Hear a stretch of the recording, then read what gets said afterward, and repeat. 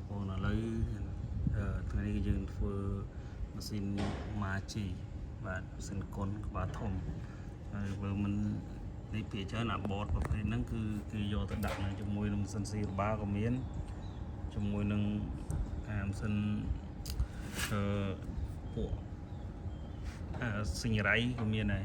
នេះបតប្រភេទនេះគឺវាស្តៀងហូសិញដែរប៉ុន្តែនេះមិនមែនហូសិញទេ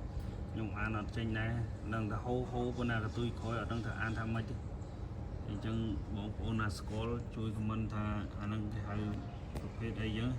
មិនសិននឹងឈ្មោះអីព្រោះថាបតនេះឈ្មោះអីខ្ញុំធ្វើបតជាច្រើនដែរប៉ុន្តែអានវាអត់ចេញថាអានខវាអត់ចេញទេយើងនឹងថាហូប៉ុន្តែនោះនឹងហូអីគេដល់ពេលអានថាហូនីងក៏វាមិននីងដែរបើហូស៊ីងក៏អានថាអត់មែនហូស៊ីងទេអញ្ចឹងមិនដឹងអានថាល្មិចយកភាសាបងប្អូនណាស្គាល់ឈ្មោះវាជួយខមមិនម្នាក់មួយមកដើម្បីឲ្យបងប្អូនក្រោយស្គាល់អានេះវាមានរបស់វា SW 658ឬមួយក៏618គឺវាប្រើបានប្រូក្រាមជាមួយគ្នាអញ្ចឹងគឺថ្ងៃនេះគឺយើងធ្វើពីរបៀបយើង reset ថ្ងៃនេះយើងធ្វើរបៀបយើង reset ដោយថាយើងចុចជាប់ប្រូក្រាមអីញ៉ៃអញ្ចឹងយើងដើម្បីយើងដោះវាចេញវិញយើងអត់ដឹងថាចូលទៅកន្លែងណាខ្លះខុសកន្លែងណាខ្លះអញ្ចឹងយើងធ្វើរបៀប reset ដើម្បីផ្ដាច់ប្រូក្រាមវាអញ្ចឹងបងប្អូនចាំមើលទាំងអស់គ្នាអញ្ចឹងយើងបិទភ្លើងហើយយើងបិទភ្លើងឲ្យលុតសិនចាំឲ្យវាលុតសិនហើយយើងចុច P យើងចុច P យើងបើកភ្លើងវិញហ្នឹងហើយនេះវានៅលេខ30អញ្ចឹងគឺនៅកន្លែងលេខ30ហ្នឹងយើងចុច S មកនេះយើងចុច S1 នេះកន្លែងនេះគឺវាលេខ0អញ្ចឹងពេលដែលយើងដាក់វាលេខ1មកនេះយើងចុចនេះសេតដាច់ហើយដល់ពេលហើយយើងឥឡូវយើងធ្វើតេស្តសារថ្មីយើងដាក់លបឿនវាយើងកែលបឿនវានេះឥឡូវយើងកែលបឿនវាដាក់ឲ្យច្រើនណាយើងដាក់ដល់ 8500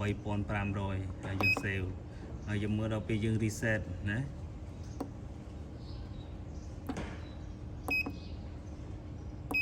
លេខ30មើលយើងដាក់មិញ 8500មើលយើងដាក់លេខ30យើង reset មកវាដាច់អត់យើងតេស្តតែលបឿនមួយយើងដឹងថាយើងមិនចាំទៅតេស្តអីច្រើនទេនេះតើតើការបិទភ្លើងបើកបានវាឲ្យដល់លេខ30ចឹងវាបានទៅត្រឹមលេខ29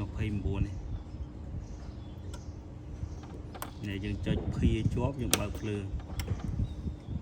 ហ្នឹងហើយយើងបើកភ្លើងហើយវាលោតលេខ30មកអញ្ចឹងយើងលោតលេខ30យើងចុច S ហើយយើងនេះកន្លែងនេះគឺយើងដាក់លេខ1យើងចុចឡើងលេខ1នេះហើយវាលោត reset នេះឲ្យទៅវាលោតចេញសញ្ញាកន្លែងកត្រៃនេះនិងកន្លែងសញ្ញាបញ្ចូលឡើងចុះនេះវាលោតចេញភ្លើងពណ៌លឿងនឹងចេញមកស្មើនឹងវា reset ដាច់ហើយបើសិនវាអត់លោតភ្លើងនឹងចេញអញ្ចឹងបានន័យថាវា reset អត់បានទេហើយយើងចុចបិទវាមកឥឡូវយើងមើលជើងចូលទៅមើលលបឿនវាវិញមិញគឺយើងដាក់ដល់ 8500 នេះអូខេដល់ពេលឥឡូវយើង reset វាដាច់ហើយវានៅតែ 3500 ទេអញ្ចឹងបានថាការ reset របស់វាគឺមានតែប៉ុណ្្នឹងទេសូមអរគុណ